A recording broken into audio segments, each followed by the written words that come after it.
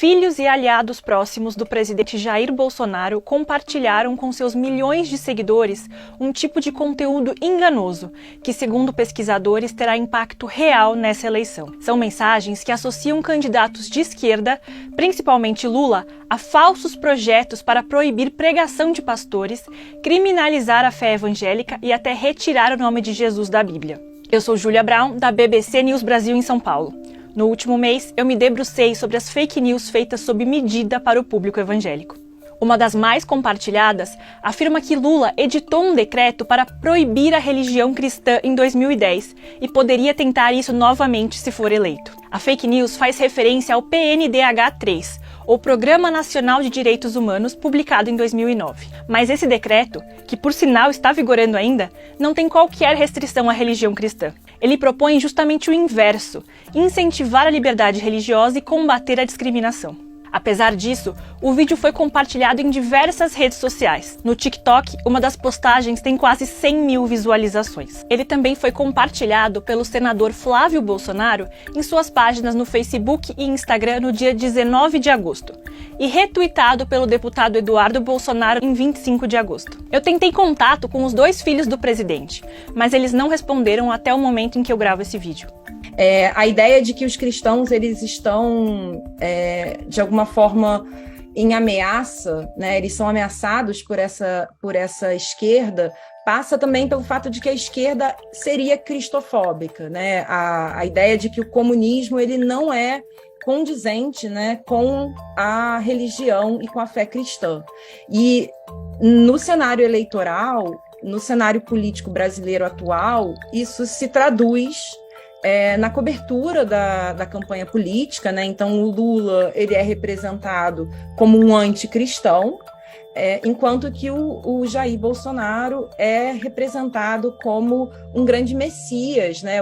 Outro exemplo, em 19 de agosto, Eduardo publicou no Twitter, Facebook e Instagram uma montagem afirmando que Lula e PT apoiam invasões de igrejas e perseguição de cristãos.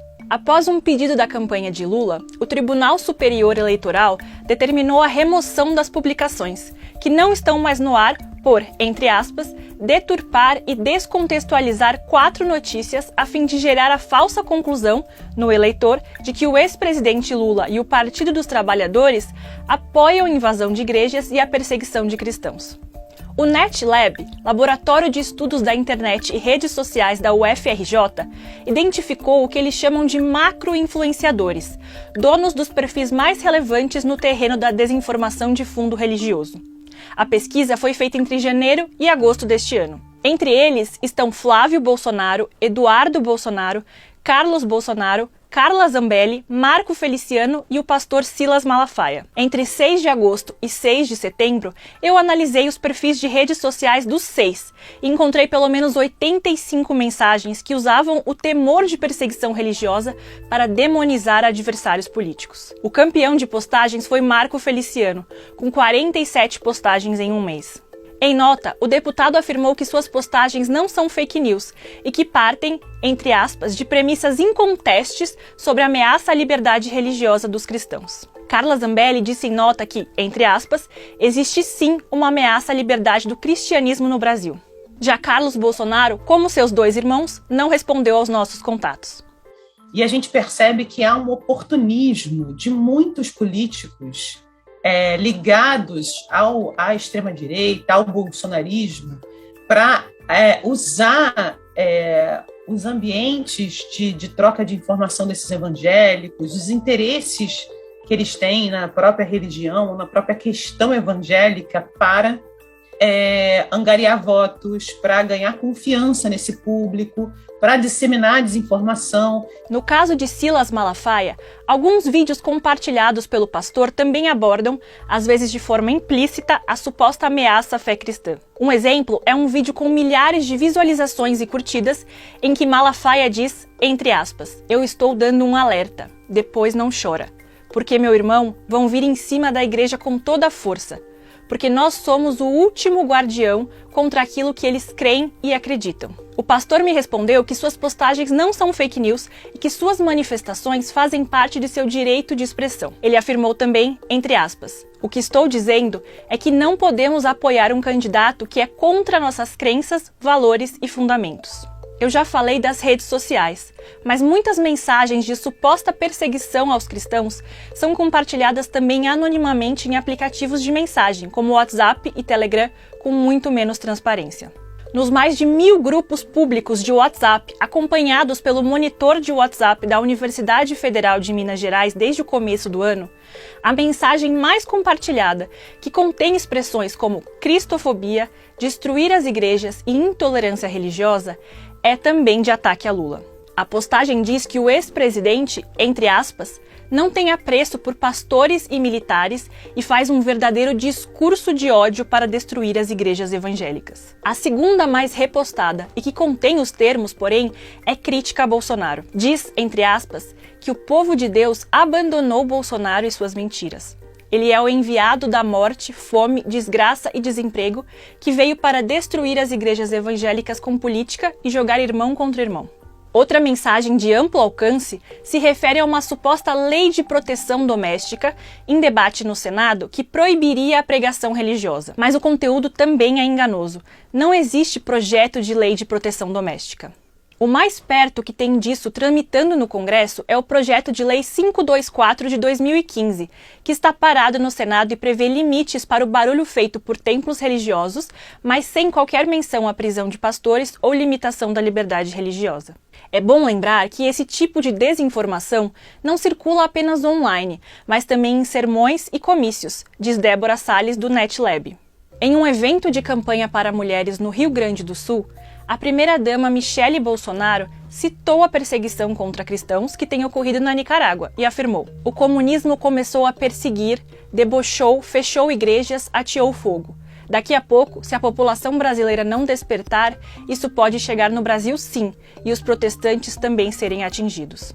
As palavras de Michele Bolsonaro fazem parte de um discurso que alerta para a suposta cristofobia no Brasil. No meio evangélico, o termo tem sido usado para se referir a perseguições sofridas por cristãos em diversos países, principalmente onde são minoria.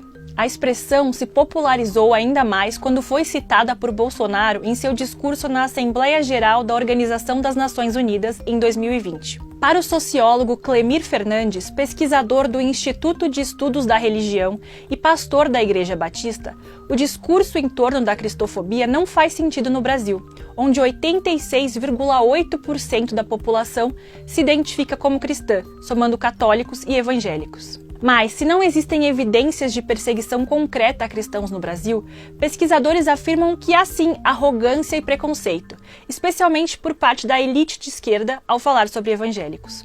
Um exemplo, no segundo turno da eleição de 2018, o então candidato do PT à presidência, Fernando Haddad, chamou o pastor Edir Macedo, da Igreja Universal, de, entre aspas, representante do fundamentalismo charlatão. Para o historiador e antropólogo Juliano Speyer, isso custou votos a Haddad. As camadas médias e altas do Brasil têm uma visão fora de foco do Brasil popular e ignoram esse fenômeno. Isso é problemático, porque generaliza a imagem de um grupo de brasileiros com imensa importância cultural, econômica e política. Ao tratar os evangélicos de forma desrespeitosa, arrogante, desinformada e com uma série de críticas por serem religiosos, estamos abrindo mão do diálogo com as pessoas que têm valores conservadores. Eu conversei com uma eleitora evangélica, a arquiteta Luciana Casagrande, de 40 anos. Ela frequenta uma igreja batista em São José dos Campos, interior de São Paulo, e diz que lê com frequência nas redes sociais sobre invasões de igrejas e assassinatos de cristãos na África e em outros lugares. Mas eu realmente acredito que pela intolerância que eu vejo, principalmente dos partidos de esquerda, né, ou daqueles que se autodenominam, não sei, socialista, comunista, não sei. Eu realmente acho que vai acontecer sim, vai ter sim. Eleitora de Bolsonaro, ela diz que seu voto foi influenciado pelo fato de ter ouvido que Lula, entre aspas, vai colocar os padres e pastores no seu devido lugar. Um ranking global que alerta para a perseguição a cristãos no mundo inclui países da América Latina como Colômbia, México, Cuba e também Nicarágua em uma lista de 100 países com mais violência, encabeçada por Afeganistão e Coreia do Norte. O Brasil nem entra na lista. É considerado livre de qualquer perseguição a cristãos. Por hoje é só, e você pode encontrar mais vídeos sobre as eleições em nosso canal de YouTube, em bbcbrasil.com e nas redes sociais, Facebook, Twitter, Instagram e TikTok. Até mais!